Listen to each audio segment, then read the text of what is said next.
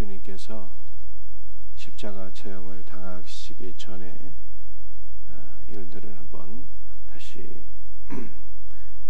기억했으면 좋겠습니다.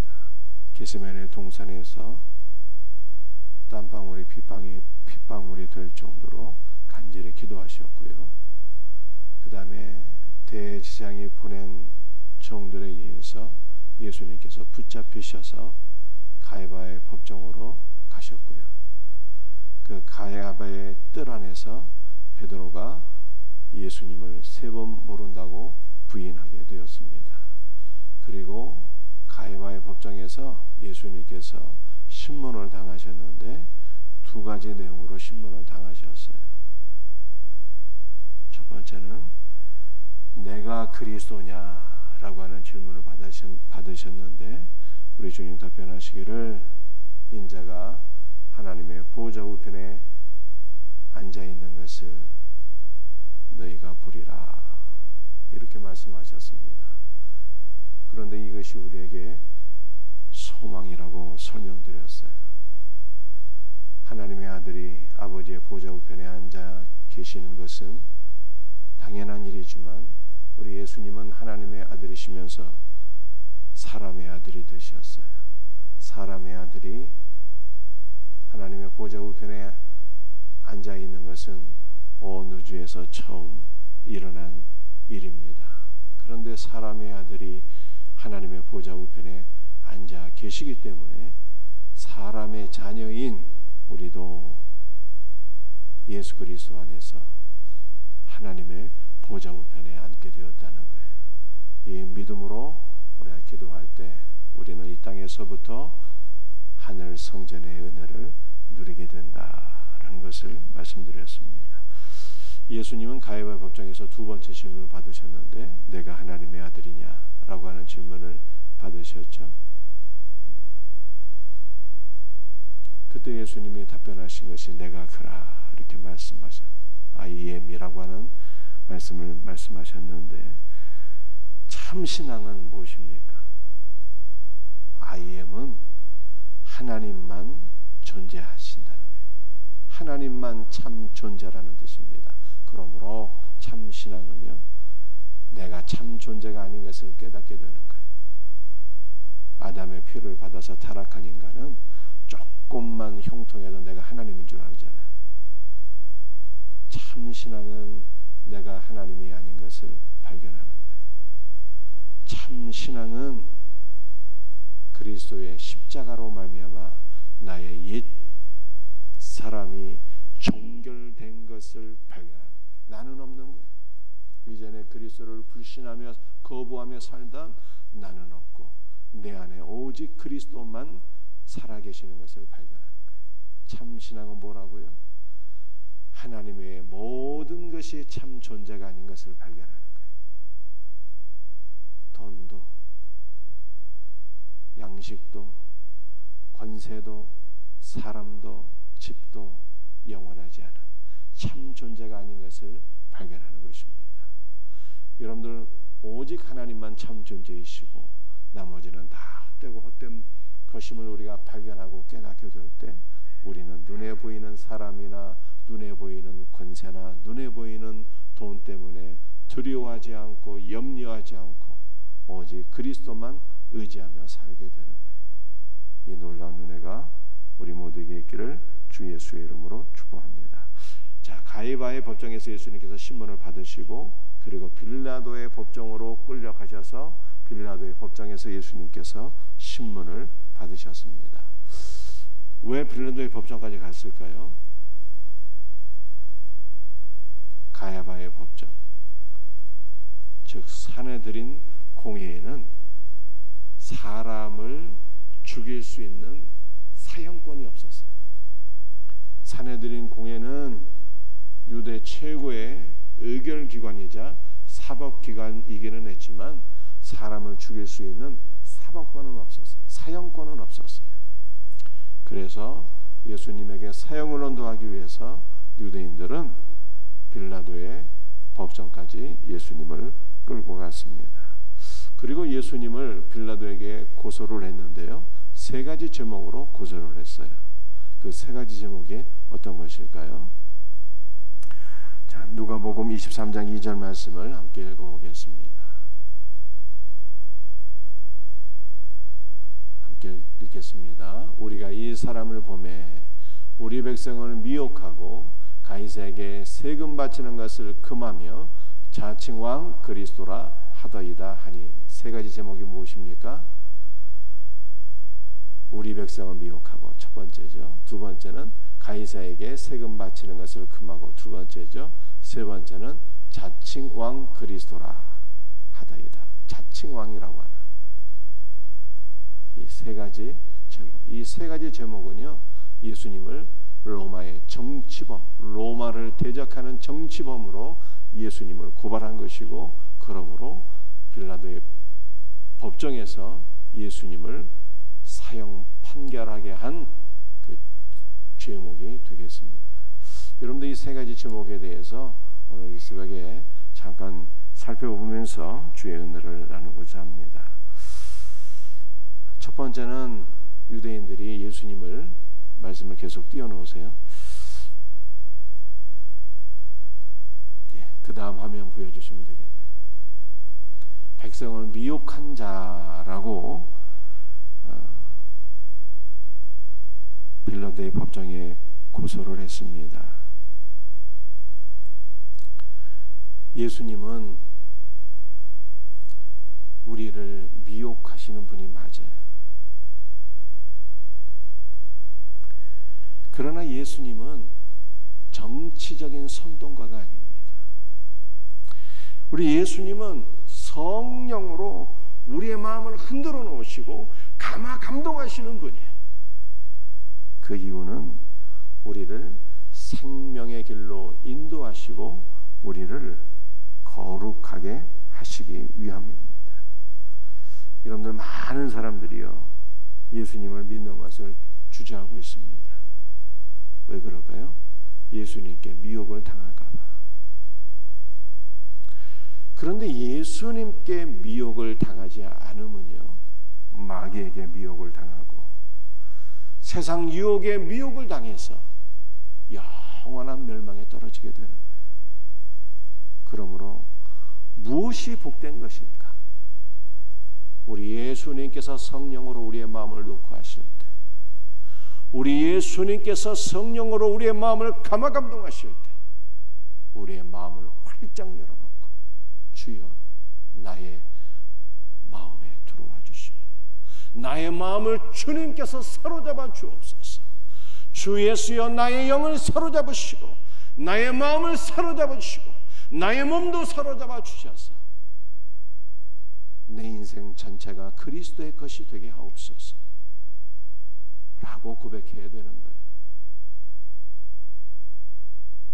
우리 모든 성도들이 오직 주 예수께 사로잡힐 수 있기를 주의 이름으로 축복합니다. 예수님께 사로잡히지 않는 영혼들은 어떻게 된다고요? 마귀에게 사로잡히고 돈에게 사로잡히고 세상 유혹에 사로잡혀서 반드시 패망하게 돼요. 그러므로 복 중의 복은 예수님께 미혹당하는 거예요. 이와 같은 은혜가 있기를 주 예수의 이름으로 축복합니다. 두 번째 제목이에요. 두 번째 제목은 세금 바치는 것을 금했다. 세금 납부를 거부하는 것은요, 국가의 근간을 뒤흔드는 중죄입니다. 때문에 사내들이는 예수님을 세금 납부를 거부함으로 로마라고 하는 제국의 근간을 흔드는 자로 고소한 것입니다. 그러나 예수님은요, 세금 납부를 금하신 적이 없어요. 단지 이렇게 말씀하셨습니다. 가이사의 것은 가이사에게, 하나님의 것은 하나님에게. 가이사의 것을 가이사에게 드리라고 하는 것은 가이사에게 바쳐야 될 세금을 너희들이 잘 납부해야 된다라고 말씀하시는 거예요. 그러면서 예수님은 친히 세금 납부에 본을 보여주시기도 하셨습니다.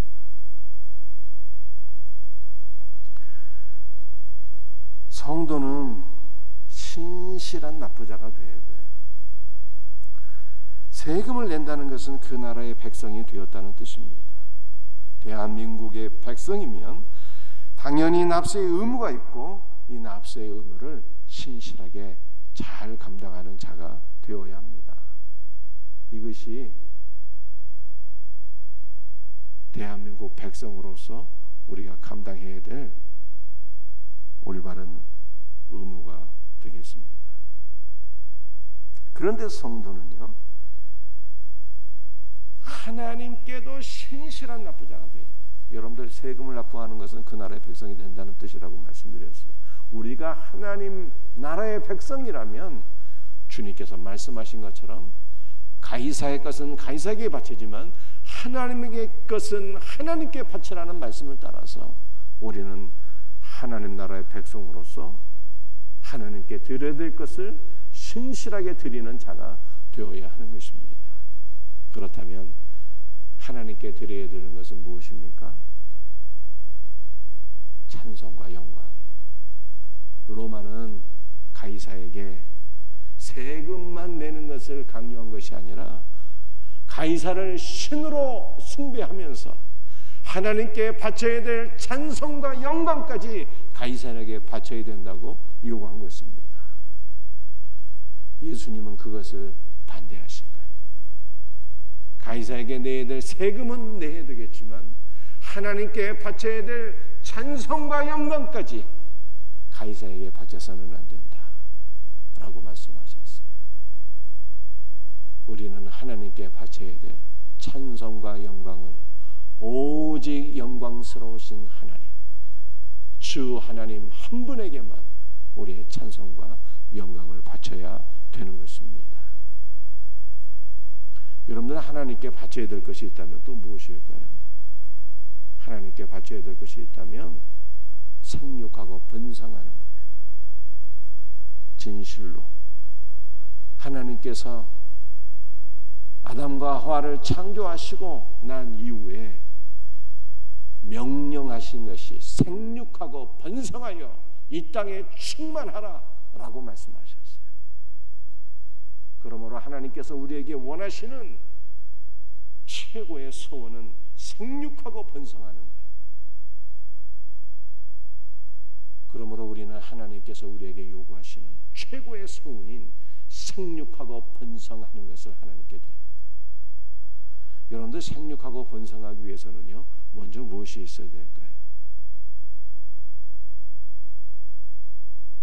사람이 그 부모를 떠나서 아내와 연합하여 둘이 한 몸이 될지라 말씀하셨는데, 여러분들 우리의 신랑은 예수님이에요. 예수님. 그러므로 우리는 생육하고 번성하기 위하여 우리의 신랑 되신 예수 그리스도와 연합하고 그분과 교통하고 교제함이 있어야 되는 것입니다. 그럴 때 우리는 그리스도의 풍성한 사랑과 은혜와 생명을 누리며 그리스도 예수 안에서 많은 영혼들을 주님 앞에 인도해서 영적으로 생육하고 번성하는 삶을 살게 되는 것입니다. 사랑하는 성도들이여, 하나님께서 우리에게 원하시는 최고의 소원은 생육하고 번성하는 거예요. 생육하고 번성하기를 주 예수의 이름으로 축복합니다. 어떻게 해야 된다고요? 우리의 신랑이신 예수 그리스도와 연합하고 그분과 교제하셔야 돼요. 그리스도의 풍성한 생명을 누리셔야 됩니다. 그럴 때 우리는 많은 영혼들을 주님께로 인도하는 영적 다산의 복을 받게 되는 것입니다. 이 놀라운 은혜가 우리 모두에게 있기를 주 예수의 이름으로 축복합니다. 여러분들, 우리는 하나님께 무엇을 바쳐야 될까요? 그것은 하나님의 주권을 인정하는 것입니다. 너희가 가이사의 주권을 인정해야 되겠지만, 그러나 너희는 하늘나라의 백성이기 때문에 하나님의 주권을 인정할지어다 라고 말씀하신 거예요. 여러분들, 하나님의 주권을 인정하는 첫걸음이 무엇일까요? 그것은 언제나 11조를 드리는 거예요. 모든 것이 하나님께로부터 온 거예요. 모든 것이 하나님의 것이에요. 그래서 모든 것이 주님의 영광을 위해서 주님께로 다시 돌아가야 되는 것입니다. 이것을 인정하는 것이 11조 신앙이에요. 세 번째 제목입니다. 유대인들은 예수 그리스도를 자기를 왕이라 칭한다. 예수가 자기를 왕이라 칭한다. 이것은 가이사를 대적하고 반역하는 것이다. 이렇게 고소를 했습니다. 그러나 우리 예수님은 세상의 왕이 되기를 원하지 않으셨어요.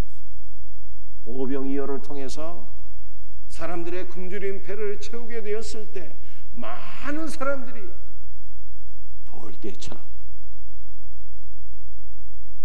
예수님을 따르고 쫓게 되었습니다. 많은 유대인들이 예수님을 따르게 된 것은 저 예수를 따르면 굶어 죽을 일은 없겠다 생각해서 예수를 왕으로 세우기 위하여 그렇게 예수님을 추종한 것입니다. 그런데 예수님은 자기를 따르는 사람들을 피해서 한적한 곳으로 가셔서 기도하셨어요. 예수님은 세상 권력의 왕이 되기를 원하지 않으셨습니다. 예수님은 왕이신데 어떤 왕이실까요? 하나님 나라의 왕이요, 주를 믿는 모든 백성들의 왕이십니다. 예수 그리스도를 왕으로 인정하지 않는 자는 어떻게 될까요? 예수 그리스도를 왕으로 인정하지 않는 자는 자신이 왕이 되거나 다른 사람을 왕으로 삼는 죄를 범하게 되는 거예요.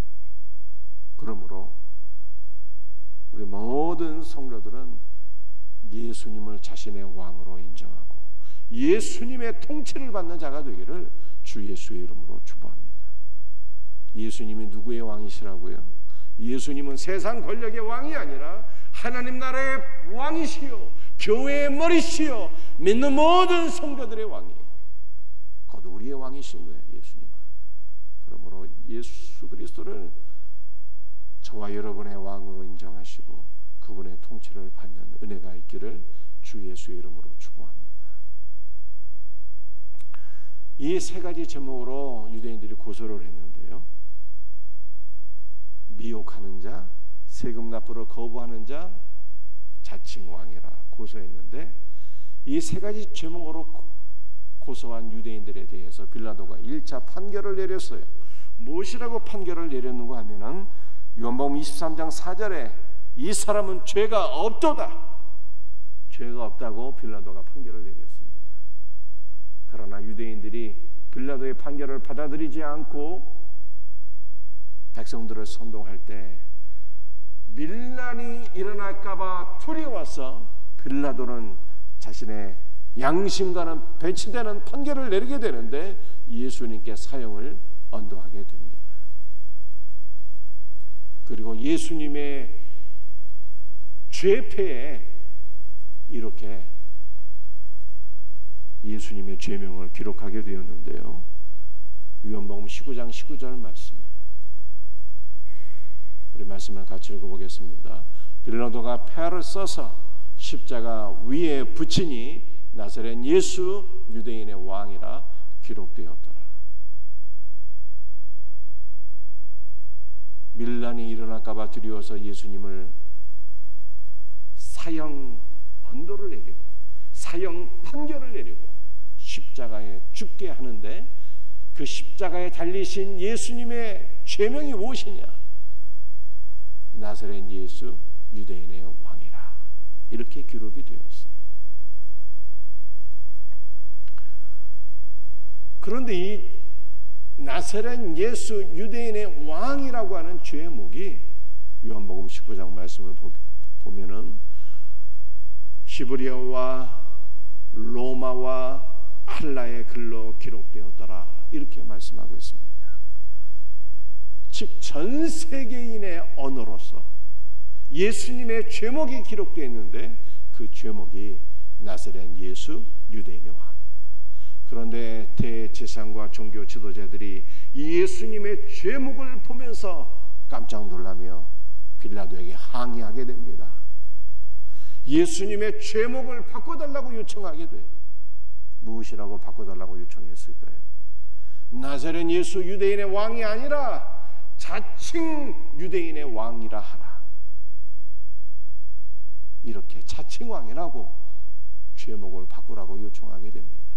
그런데 빌라도가 나의 쓸 것을 썼다 하면서 유대인들의 요청을 거부하게 되죠. 여러분들, 왜 유대 종교 지도자들은 이 죄목에 대해서 빌라도에게 강력한 항의를 한 것일까요? 우리 다음 이미지를 한번 보시겠습니다.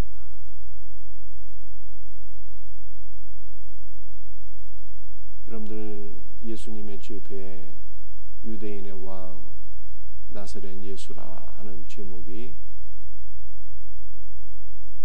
붙어 있게 되었는데요. 예수 나사렛 왕 유대인. 그런데 이 예수 나사렛 왕 유대인의 첫 글자만 따서 모으게 되면요, 히브리어 4개의 자음이 되는데 요드해 바브해라고 하는 4개의 자음으로 구성이 되는데, 이것은 야훼, 여호와라고 하는 뜻이에요. 여호와. 예수께서, 십자가에 달리신 예수께서 구약 성경에 계시된 여호와라고 하는 뜻입니다. 그러므로 로마의 종교 지도자들이 이 죄표를 보고 깜짝 놀라며 죄목을 바꿔달라고 요청하게 된 것입니다. 십자가에 달리신 예수님, 그분은 누구실까요? 그분은 바로 여호와 하나님이시며 우리의 영원한 왕이십니다. 우리의 영원한 왕이신 예수 그리스도께 모든 찬송과 존귀와 영광을 돌려드리고 그분의 주권을 인정하며 그분의 통치를 받으며 살아가는, 그분께 우리의 몸과 마음과 영혼을 내어드리며 우리의 모든 삶이 그분의 것이 될 수 있기를 주 예수의 이름으로 축복합니다. 기도하시겠습니다.